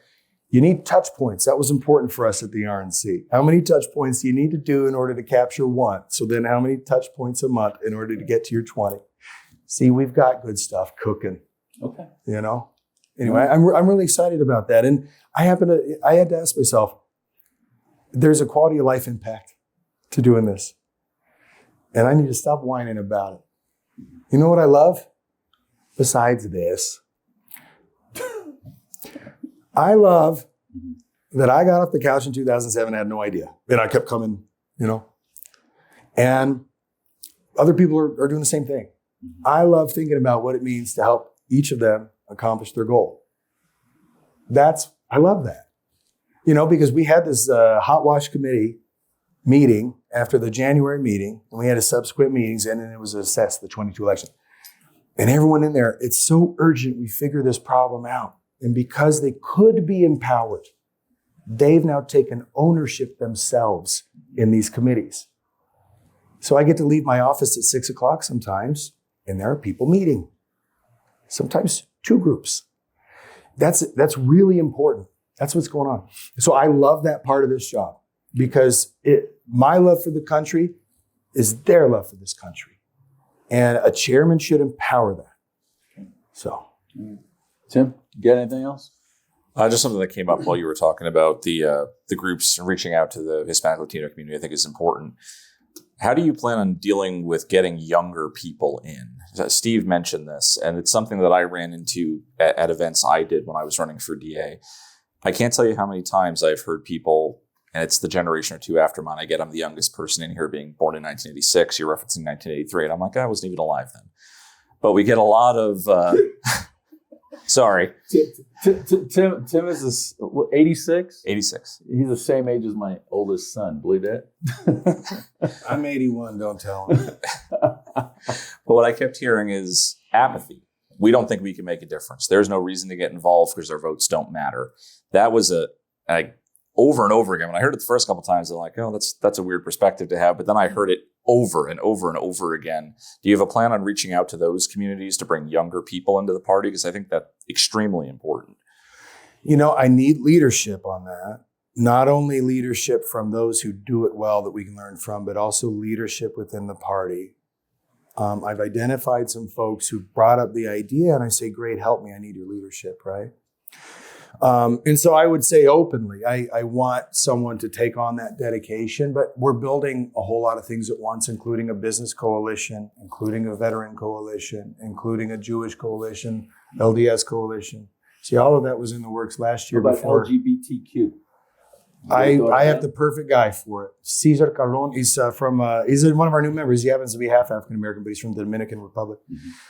He'd be perfect for it. Big, tall guy. Because we gotta embrace everybody that believes in Republican values. And he does. He's an immigrant. He came here for he loves America and he loves common sense principles that are the Republican Party. That's my friend Cesar. Absolutely. Okay. But in terms of young, so Caesar's young.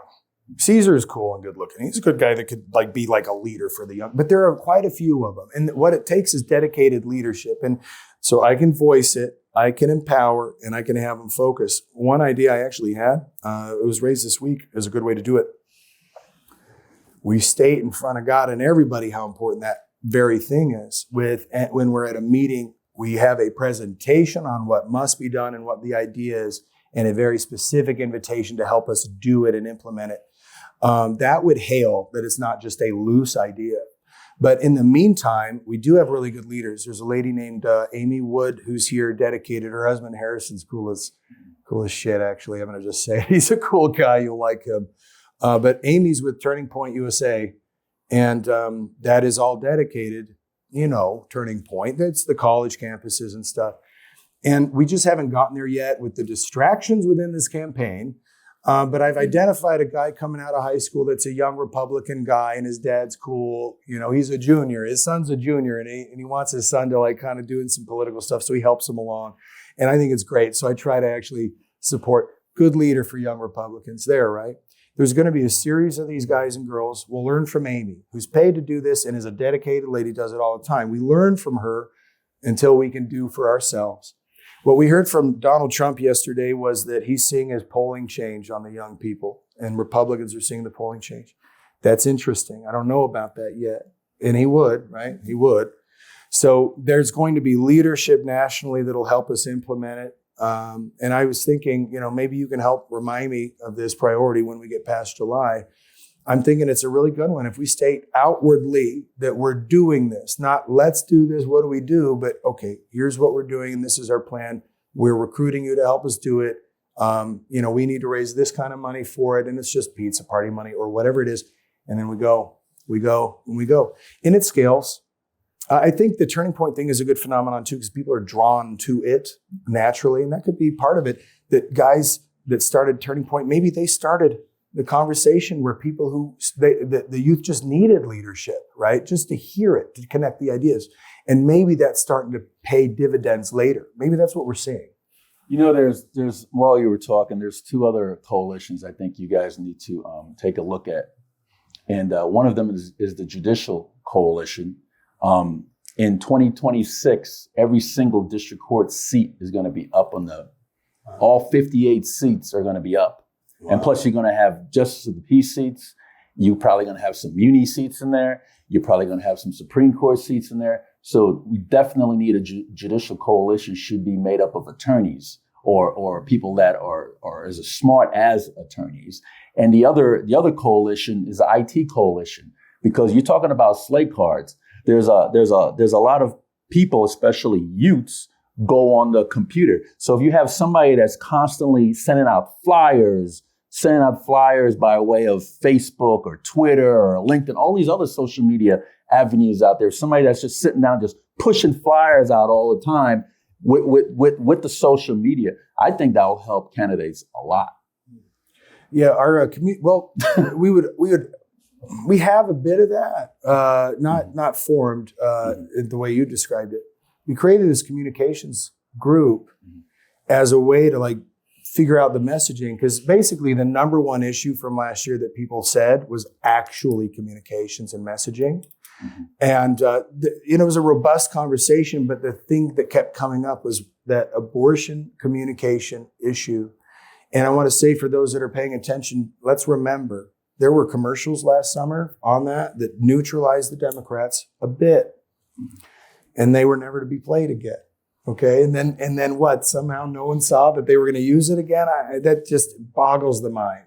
Nevertheless, that became the most important thing in the hot wash discussions. And I'm actually really proud of what the communication crew does, because they put out work product a lot. That would be a place for a home for that. Well, you know what? They should have pushed out that abortion is in our Constitution. So it shouldn't even be a conversation for any candidate to address, because it's a done deal. That's correct. Had our party or state or even our consultants really taken some ownership on that messaging and drove discipline within it, I think we would have had better. Now, I did, believe me. I met with, I don't sing enough about the dedication that I actually do have and did have in 22. I did a lot of stuff, and it's kind of like, I'm not here to do that, We did have all the one-on-ones with the candidates that came to the table for that, or round tables with candidates where they're like, we don't know this data stuff. I did quite a few of those sessions. And I know I told some of the folks in strategic districts 41, 5, hey guys, it's just to name a few, on abortion, this, and this. And I just don't think that, I don't think maybe I shouldn't be blaming me, or maybe I should. Maybe I should be blaming the other folks. We didn't do enough discipline for our candidates on to know what to say on so much with the communications. And our communications committee has said, well, we better talk about what it means to be a Republican or have the thought of the week politically. And that's what they're doing. I'm excited about that. What if we have for our candidates, and our little Republican Party has or a daily or a weekly talking point position that we can offer our candidate? That's happening. It's awesome. Do you think the Republican Party of Clark County is willing to work with nonpartisan organizations? For example, Veterans in Politics works with Toys for Tots in Veterans Village. Do you think the party would work with organizations such as to end mental illness, to end homelessness, because there's a lot of them around, to end sex trafficking of our children, stuff like that? Well, I mean, I'm not here to just say yes to everything that sounds like a good idea and then have that be enough. I mean, you have an agreement out of me. Actually, there's someone I'm pretty close to who had hammered me about not doing that. You know her, because she was friend, good friend. Anyway, she does that. She gives back, cancer patients, things like that. And I'm like, wow, she wanted to do it for her organization too. And I said, well, maybe you can help us do it. And you know what the challenge is? I need leadership and dedication to do it. I can be a mouthpiece, and I also can't go in 100 directions. So every one of your ideas is valid. And what I can say is, gosh, if you guys have a list of these ideas and you even want to follow up with me, and we can find the right person to help implement.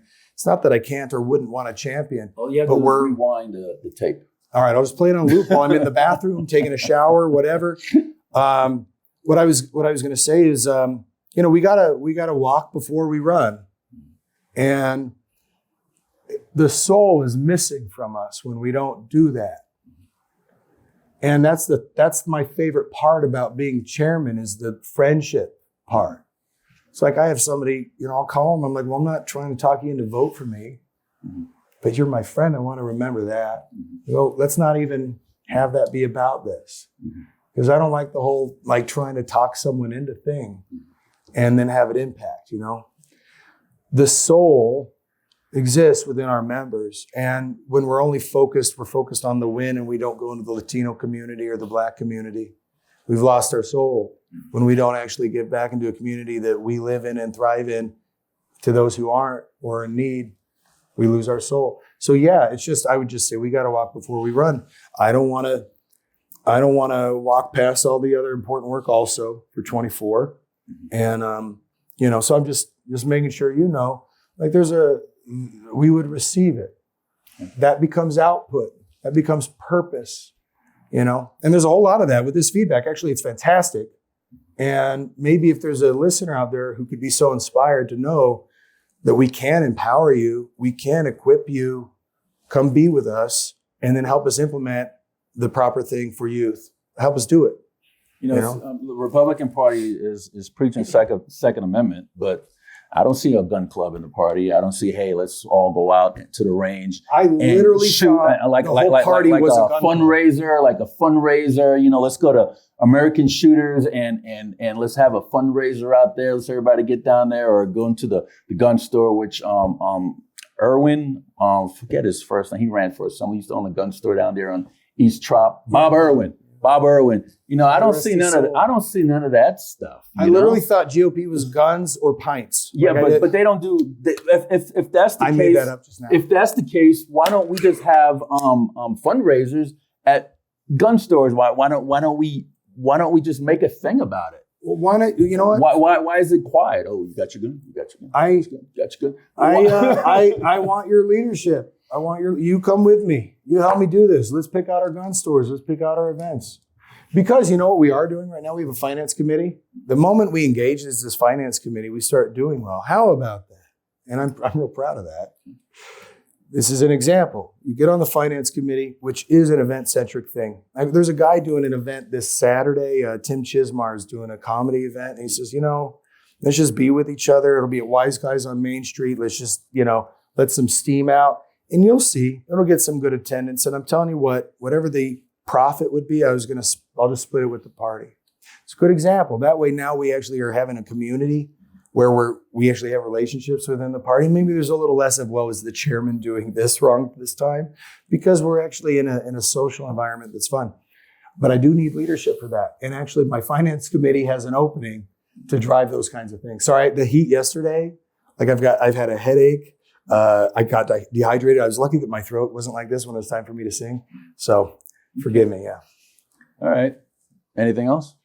I think we covered everything. And I'd like to thank you for coming out and clarifying some of the stuff that a lot of people are thinking about, but not really up in your face asking you about it, but they like thinking about that stuff. They would. Yeah. But Mark is going to zoom in on you, and you could say, whatever, vote for me. I'm Jesse Law. Here's my website or what have you, or this is what I plan. This is how I plan to move the party forward. Whatever you want to say to get people to the voting booth and vote for you. All right. Thanks for watching. I'm Jesse Law, Clark County Chairman for the Republican Party. We have everything at stake for next year that brings us together. See, that's what keeps us in common. The only reason why we got off the couch to come out in the first place was to defeat Biden and defeat the Democrats. We do that from within the Clark County Republican Party when we're with one another shoulder to shoulder. As your chairman, I behave that way as a uniter. I want all of you, and our differences are irrelevant because we need you and we need each other in order to actually pull this thing off. But here's the funny thing. I happen to know the level of passion that exists because I feel it. When we're doing this toward each other, that is also a demonstration of our passion. And you know what? That kind of passion can't be beat by the Democrats. They have the cheating.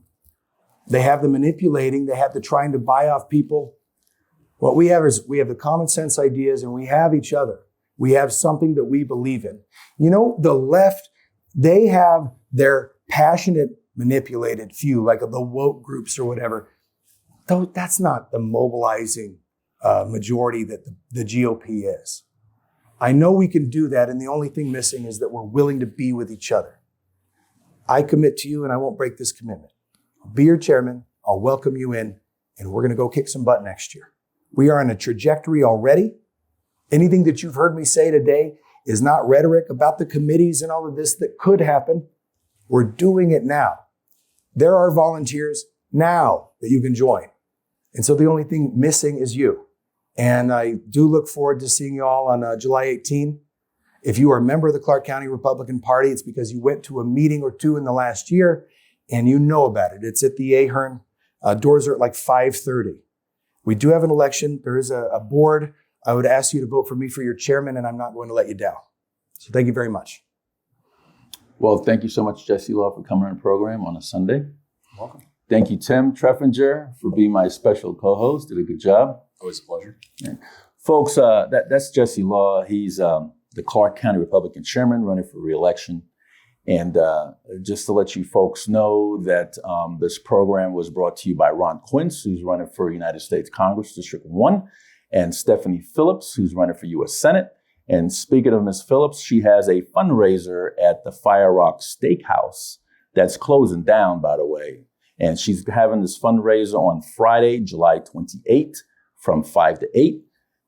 If you're anybody in the party, come on down. If you want to meet her, if you want to talk with her, if you want to support her, if you want to give to her campaign, come on down. If you want to know what a senator stands for, come on down and meet Stephanie Phillips. This is Steve Sampson and Timothy Treffinger with Veterans in Politics. Until next time.